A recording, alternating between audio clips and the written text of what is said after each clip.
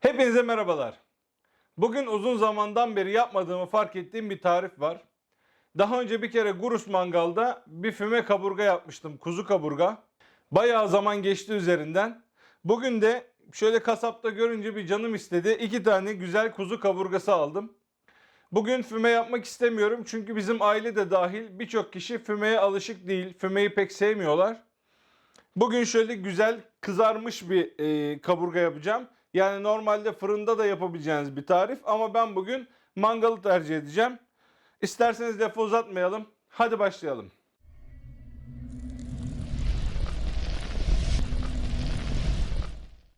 Bugün kaburgaları pişirmek için yine Weber Smoky Mountain mangalımı kullanacağım. Bu normal şartlarda bir smoker, yani bir tütsüleme mangalı. Ama illa odunla kullanmak zorunda değilsiniz. Böyle bu tür yavaş pişirmek istediğiniz etlerde en iyi performansı veren budur. Diğerleriyle de olur. Yani Gurus'ta, diğer Weber'de hepsinde yapabilirsiniz. Ama benim böyle bir mangalım olduğu için ben bunu tercih edeceğim. Çünkü çok stabil yanıyor gerçekten. Dereceyi bir kere ayarladınız mı uzun saatler boyunca hiç değişmeden yanıyor. Evet arkadaşlar, bugün ortalama 140 derece gibi planlıyorum. O yüzden çok aşırı yükleme yapmıyorum. Aşağı yukarı kovanın 1/3 benim işimi görür. Her zamanki gibi 2 tane tutuşturma küpünü çıkarıyorum. Bacayı da üzerine koyuyorum. Yaklaşık bir 10-15 dakika içerisinde bu tamamen kor olacak. Biz bu arada gidip kuzuyla işimizi halledelim. Evet arkadaşlar, şöyle çok güzel 2 tane kaburgam var. Bakın, şu arkasında şöyle bir zar olur. Bu zarı almaya çalışın. Eğer alamayacağınız kadar ince ise o zaman kemiklerin arasından şöyle çizikler de atsanız olur. Almazsanız bu zar bu şekilde toplanmasına sebep olur kaburganın. Bu şekilde zarlarını aldık. Arkadaşlar, kuzu etini herkes farklı seviyor. Çoğunluğu sadece tuz olsun yeter diyor.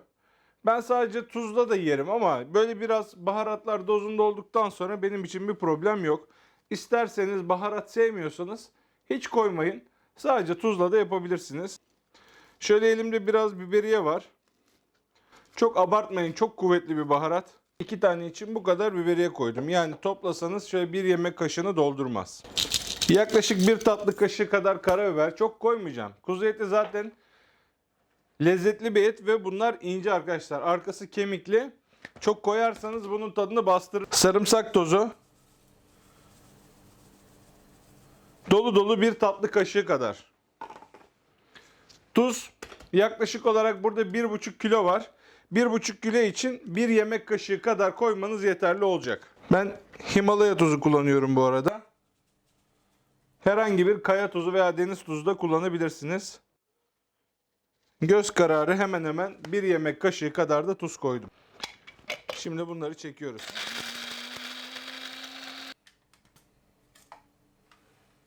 Şöyle gördüğünüz gibi toz hale getirdik.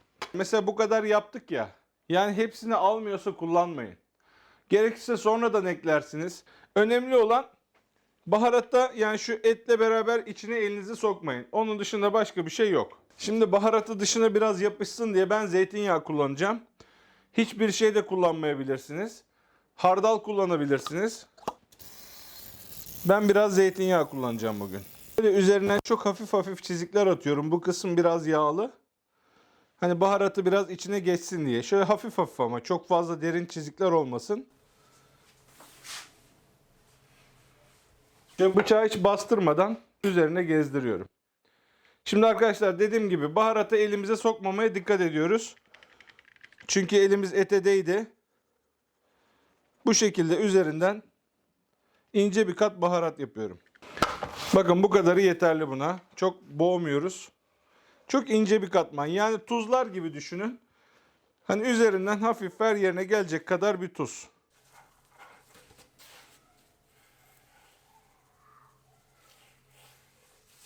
Tamam. Bakın, bu kadarı kaldı. Yani neredeyse yarısı kaldı geri. Bunları dediğim gibi daha sonra piştikten sonra eksik görürseniz ekleyebilirsiniz veya bir başka ette de kullanabilirsiniz. Şu an öyle zannediyorum, mangalım hazırdır. Artık mangala geçebiliriz. Şöyle gördüğünüz gibi kömürlerim tamam. Şimdi bunu bir tarafa şöyle yığıyorum. Hepsini değsin istemiyorum arkadaşlar. O yüzden de kor olan kömürleri şöyle bir tarafta topluyorum. Hepsine koyarsak eğer sıcaklık birden yükselir. Bu şekilde bizim işimizi görür. Alttaki havalandırmalardan sadece bir tanesini şöyle 1/3 kadar açıyorum. Diğer ikisi kapalı.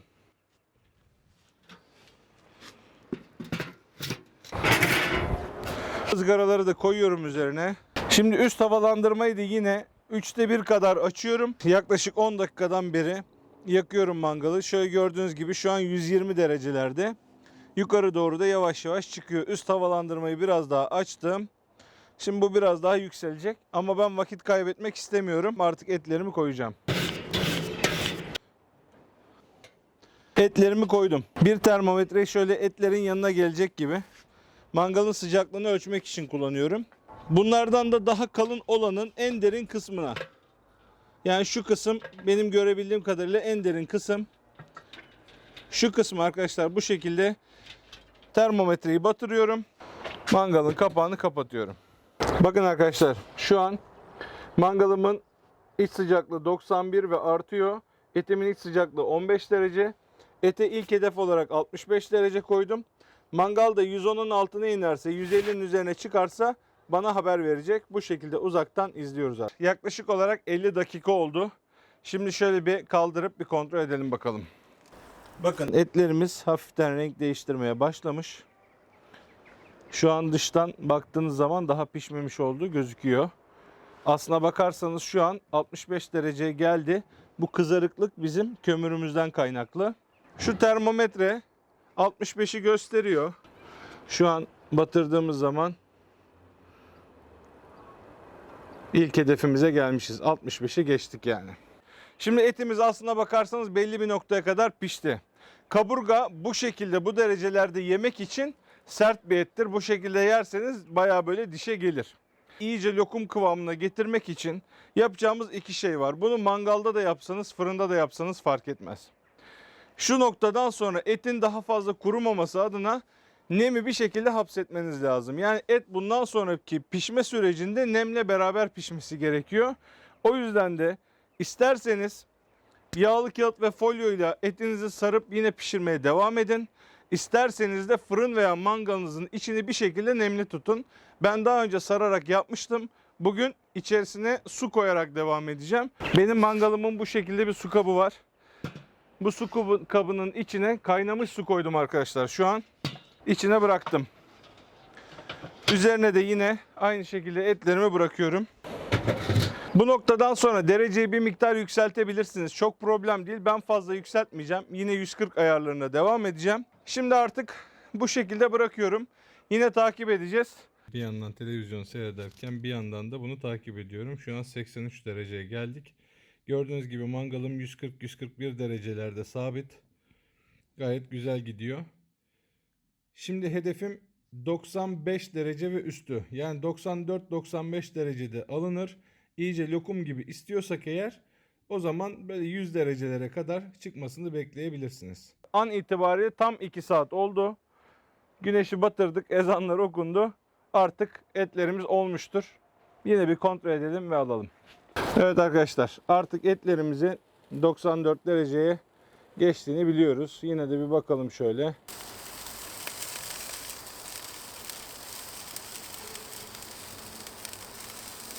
Evet. Evet arkadaşlar, artık etlerimizi alabiliriz. Etimiz aslında 10 numara duruyor. Ama şu kenarlarındaki yağları biraz daha böyle kızartmak isterseniz ızgaramızı bu şekilde kömürün üstüne alıyoruz. Ve bu etlerin yüzü alta gelecek şekilde, çok fazla değil.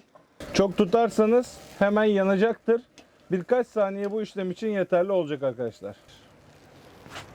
Şöyle bakın. Bunlar bizim için yeterli.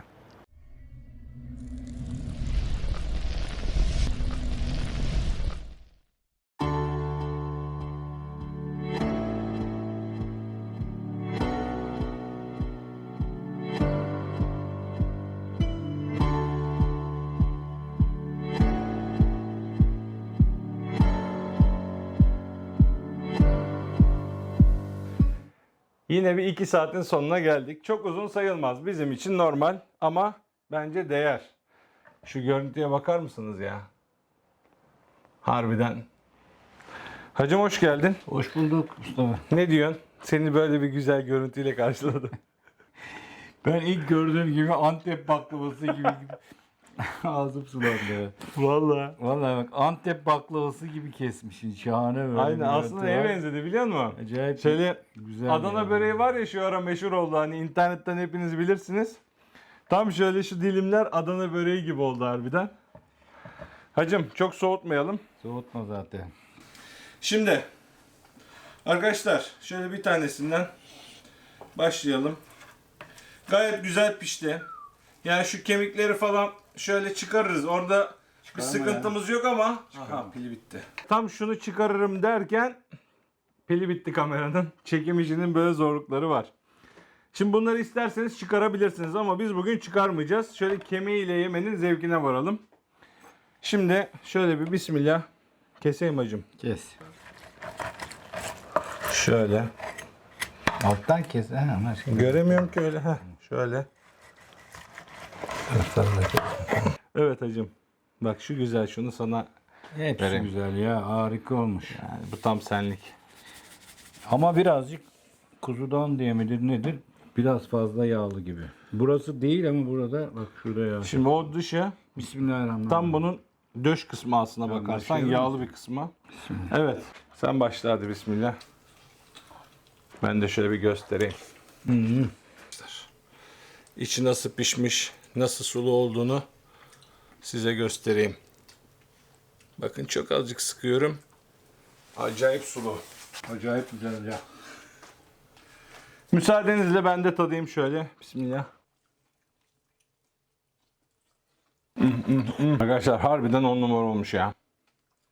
Birazcık babamın dediği gibi yağlı ama yağlı seviyorsanız bayılırsınız. Harbiden harika. Bir de şu yağsız tarafından deneyeyim mi be? Şundaki döş kısmı yok bunun, o yağlı kısmı yok. Şöyle daha ince. Bir de bunu deneyelim. Burası daha da güzel. Müsaadenizle bunu da bir deniyoruz. Vallahi var ya eriyor ya. Bak 3 kere çiğnedim bitti. Harika olmuş. Benim bir abim var. İbrahim Aytekin abim var. Selam olsun ona inşallah. Eyvallah, izliyorsa bizi selam Dernek olsun. başkanıdır kendisi ayakkabıcıların. İbrahim abi yapmanı isterim yani hadi. Güzel bir tarif oldu. Bayağıdır yapmıyordum. Bugün füme yapmadım. Açıkçası fümeden bu şeklini daha çok seviyor bizim bütün aile. Baharat inanın var mı yok mu anlayamazsınız. O kadar az. Kıvamında birazcık tuzu az geldi. Babam ekledi, ben eklememe gerek Ama- kalmadı. Ama çok güzel. Gerçekten Çok güzel fakat yani bayağı bir yağlı. Evet. O üst kısmındaki döş kısmı zaten kuzunun biliyorsunuz yağlı olur. Yani yağlı et sevmiyorsanız o üst kısmını aldırabilirsiniz ama bunu nemli tutan kısmı orası. Onu da size söyleyeyim. Yani mümkün mertebe şöyle yapabilirsiniz. Şu yağlı kısmı alıp küçük küçük kıyıp bunlarla beraber yiyebilirsiniz veya bir dürüm gibi olabilir. Benim açımdan bir sakınca yok. Ben yağlı kısmını tercih edeceğim. Eline sağlık Mustafa, harika. Afiyet olsun hacım. Harika yani. Harika ötesi bir şey. Ya kuzu mübarek gerçekten güzel bir hayvan ya. Arkadaşlar imkanı olan kardeşlerimizin denemesini isteriz. Evet. Eğer bugüne kadar halen daha kanala abone olmadıysanız lütfen aşağıdan abone ol tuşuna basınız. Bir de yanından zili de işaretlerseniz her yeni videomuzdan haberiniz olacaktır. Hacım demek istediğim bir şey var mı? Sağlıklı, hayırlı ömürler diliyorum. Bir an evvel inşallah defolur başımızdan da hayırlısıyla tekrardan sağlıklı özgür günlerimize döneriz. Hepinize buradan sağlık, mutluluk diliyoruz. Allah'a emanet olun. Görüşmek üzere.